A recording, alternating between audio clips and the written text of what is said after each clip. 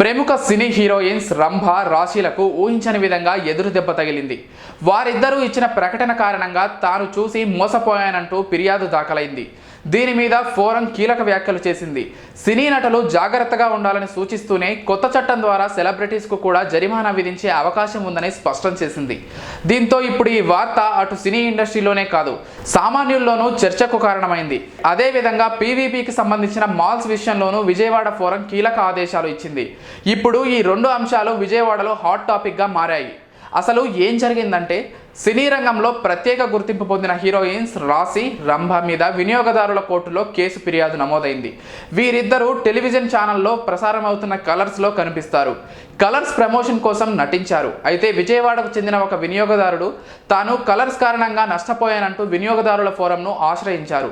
అదేవిధంగా రాశి, రంభ లాంటి నటులు ప్రకటనలు చూసి మోసపోయానంటూ ఫిర్యాదులో పేర్కొన్నారు.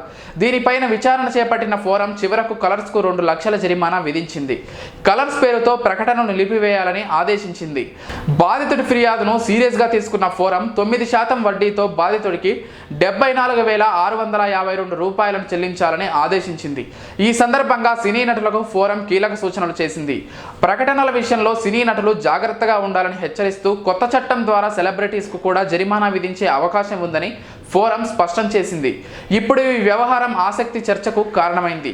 వైసీపీ నేత పీవీపీకి చెందిన విజయవాడలోని పీవీపీ మాల్కు విజయవాడ వినియోగదారుల ఫోరం జరిమానా విధించింది.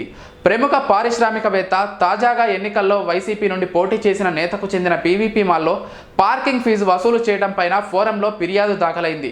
దీనిపైన ఫోరం విచారణ చేసింది. మాల్లో ఫీజు వసూలు చేయడాన్ని తప్పుపట్టిన ఫోరం వినియోగదారుల సంక్షేమ నిధికి 5 లక్షలు చెల్లించాలని పీవీపీ మాల్కు ఆదేశించింది. అంతేకాకుండా ఫిర్యాదుదారుడికి 5,000 చెల్లించాలని వినియోగదారుల ఫోరం తీర్పునిచ్చింది. మాల్స్, మల్టీప్లెక్స్లలో ఉచిత పార్కింగ్కు చర్యలు తీసుకోవాలని మున్సిపల్ కమిషనర్, కలెక్టర్లకు వినియోగదారుల ఫోరం ఆదేశాలు జారీ చేసింది.